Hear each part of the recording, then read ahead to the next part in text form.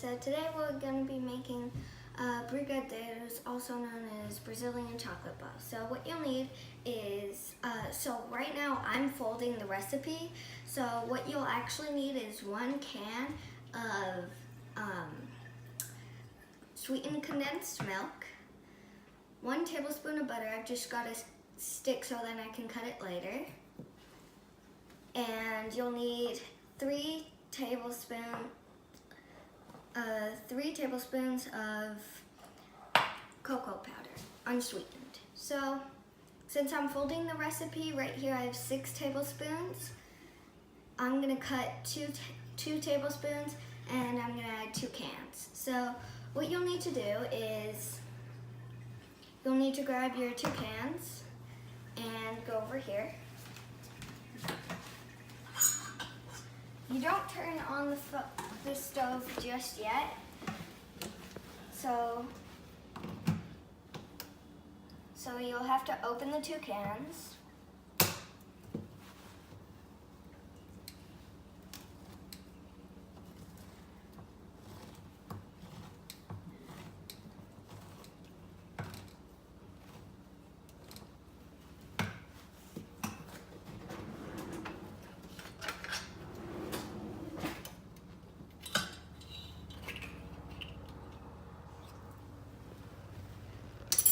Once you open the cans, you'll just plop it in.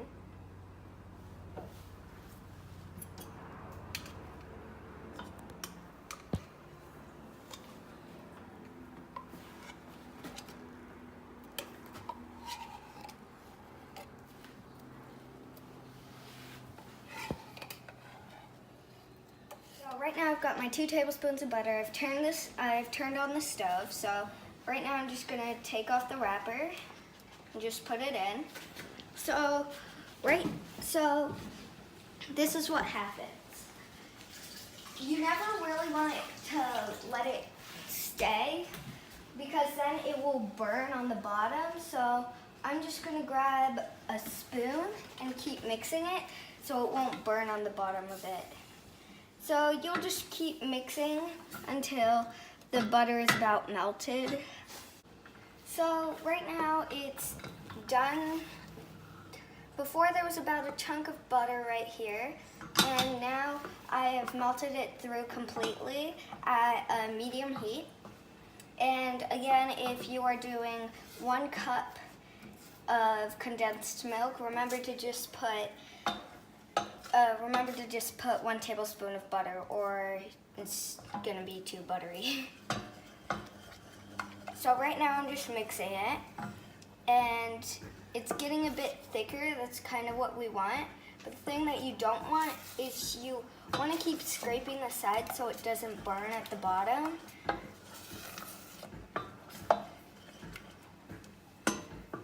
So you have no chance of it really burning, so just keep mixing it.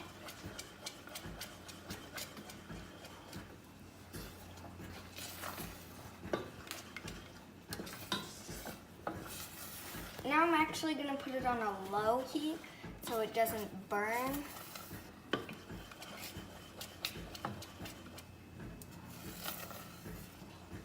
And I'm going to be getting my separated cocoa powder, which is 6 tablespoons because I'm folding the recipe. So what you would usually want is around what you'd usually want is 3 tablespoons, so I'm just going to put this in and start mixing. Right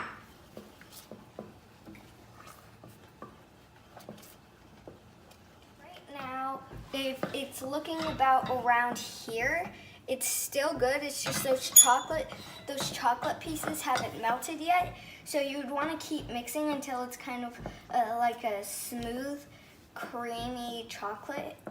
And so it kind of looks like an Oreo-ish, mashed up Oreos right now.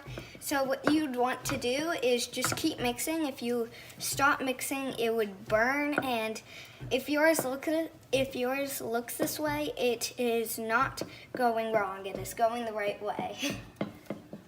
Now you'll be having a creamy mixture, and you'll just keep on mixing. And this is about the consistency that it should look like. You should be able to go through it and it having a clear bottom.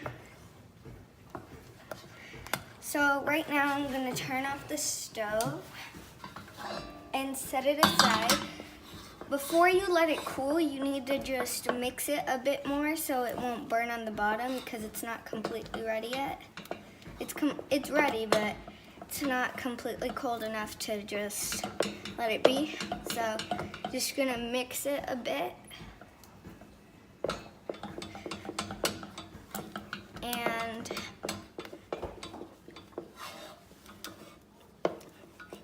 while this is here waiting to get cooled a bit more, you're gonna be needing to get a plate set up. Just any plate. I like to use this plate with kind of like a slope in it.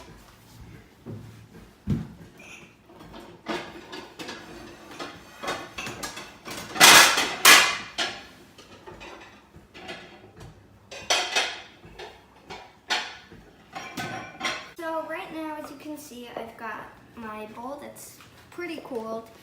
It's not shooting out any foam stuff. And I've got 2 plates. So if you had like around a can, I'm just using this extra plate just in case. So you would mostly only need 1 plate. So you just mix it a bit more to get most of the steam out.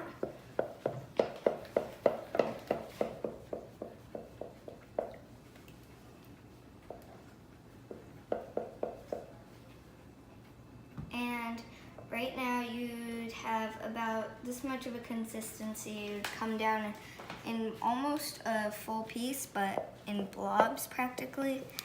So you just mix. You just see how it should be coming out a bit smoother. So instead of in blobs, it should be coming out like, if you mix it a bit more, most of the steam will come out, but it should be coming out a bit smoother around, practically draining out, but it's how it should practically look. So right now I'm going to be having some help to pour this in because it's a bit heavy. Actually, I think I've got it.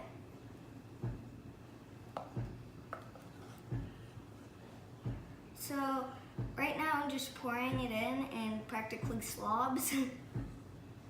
Doesn't really matter how you pour it in, just kind of get it in there. So you would want to put a lot, I'm making a mess. You'd want to put a lot at a time, just like pour it in there. And this pan's getting very heavy. So I'm just gonna scrape out the edges and continue.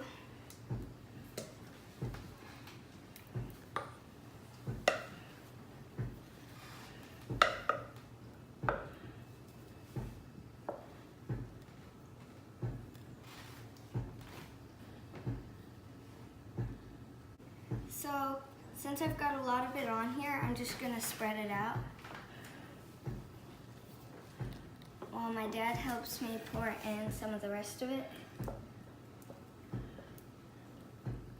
It should be thick enough to, if you kind of, don't try this, but if you kind of like try to pour it in, it won't really want to go, but it will go slowly.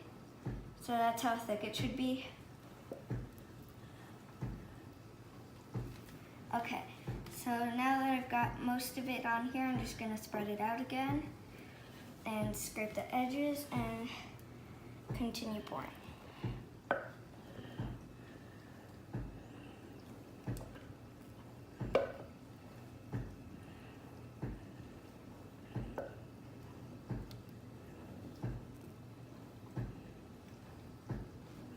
Okay, just the last check-up scrape thing. And finished. So I've got most of it on here. I didn't really need that second plate, so I'm just gonna spread it out.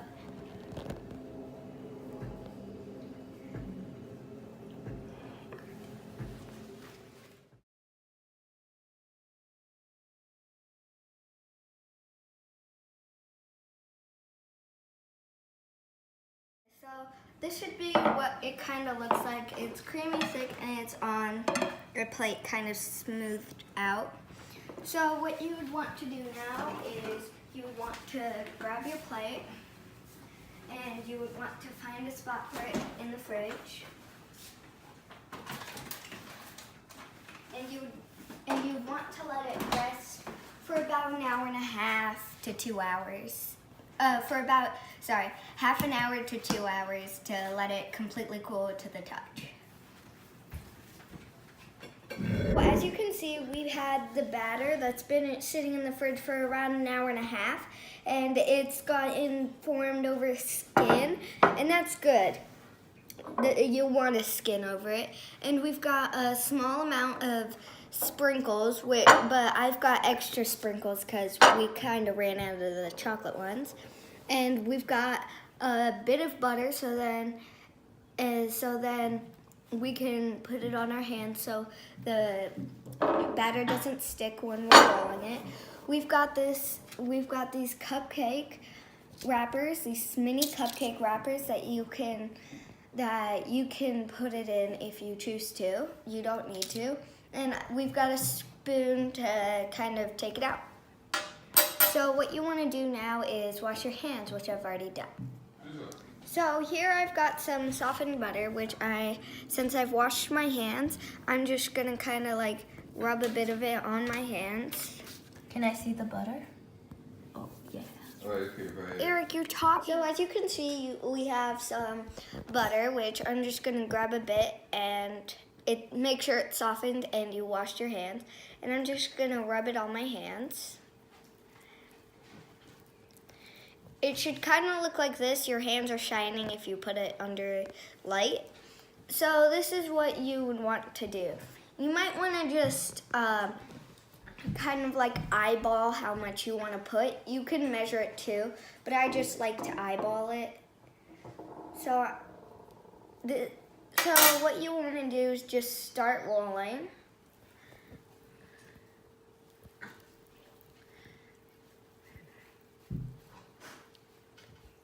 I feel like this is too much, so I'm going to put it back and just going to keep rolling.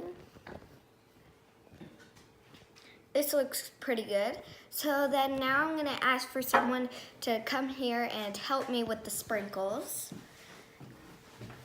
You probably don't want to do this alone because then once you touch the sprinkles, your hands are going to get stuck with the sprinkles because you have butter on your hand.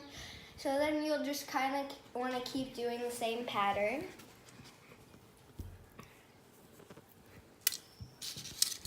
Until you're finished. So right now we have a few of them ready, but as you can see, my hands are getting, the batter's kind of already starting to stick to it. So if you need it, you just grab a bit more of your softened butter and you put it on your hand, and then you just keep on rolling so it's easier. So if you ever feel like it's getting too sticky, just kind of put a bit more butter on your hand so it won't stick as much. Right now we have a plate of brigadeiros.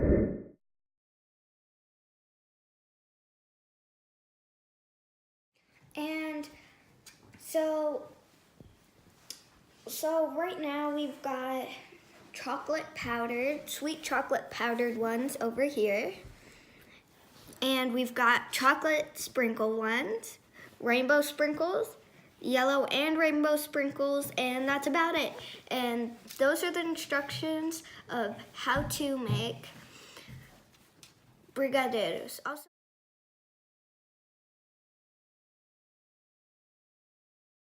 I'm going to cut my 2 tablespoons of butter and make sure you have parents' permission to use a knife. I do have parents' permission, so I'm just gonna cut this right here.